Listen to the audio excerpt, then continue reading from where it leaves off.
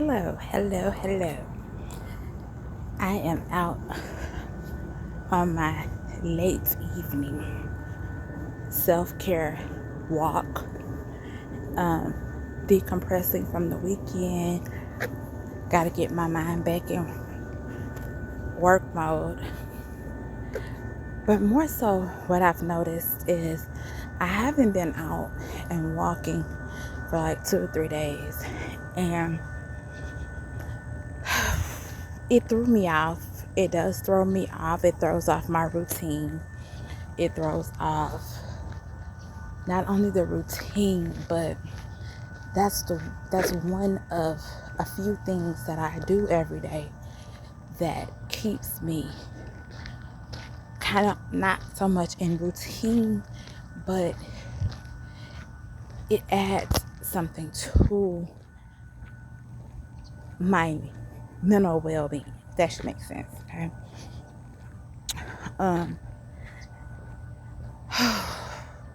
But I have to come out this evening.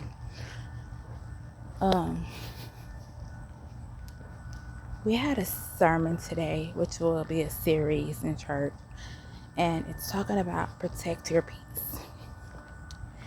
And so in it today, he was talking about, or coming from Philippians 4, verses 4 through 9, but talking about the things that we go through. He did some backstory to it when Paul, was talking about all the things that he had gone through, all of his pain, all of his hurt, all of his, just everything.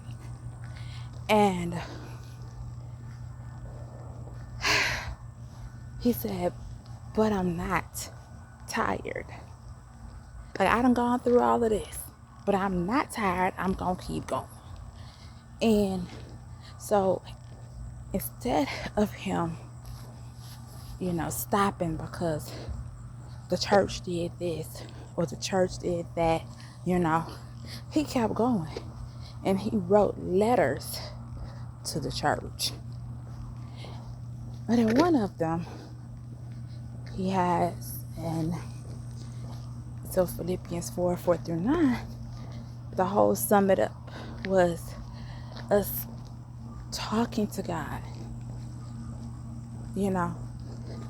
Let's talk to God through prayer. Let your requests be known. Be anxious for nothing.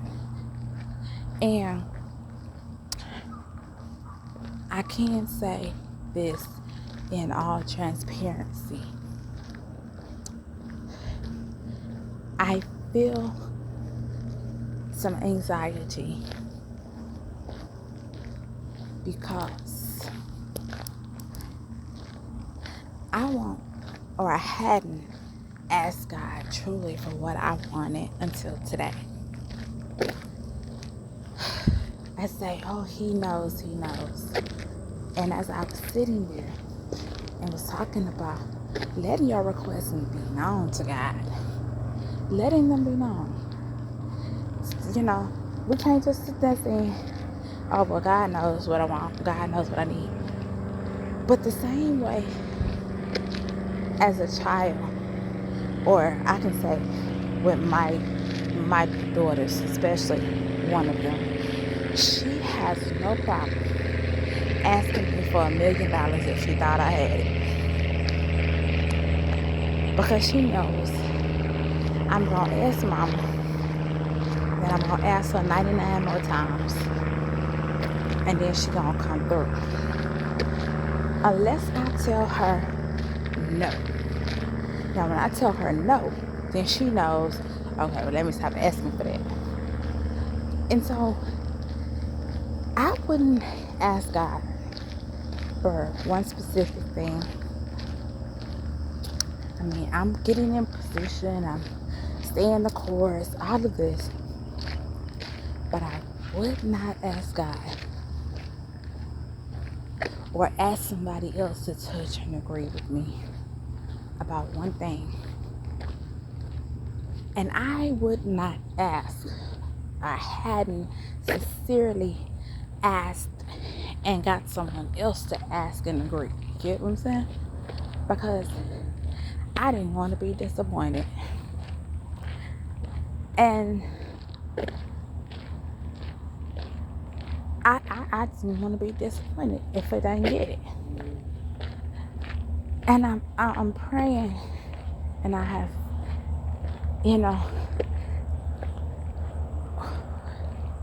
working on growing my faith, being strong in the faith. And so, as a single woman, truly single, okay? Ain't no dipping going on, ain't no sneaky links, ain't no nothing, okay?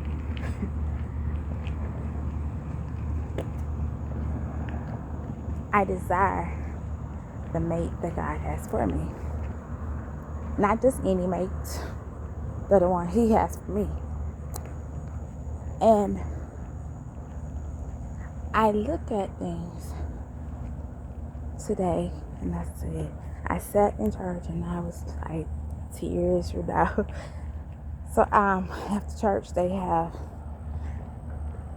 prayer partners, and so I went up to this lady, and she was so cool, her and her husband, and she said, "What is it that you want God to do for you?"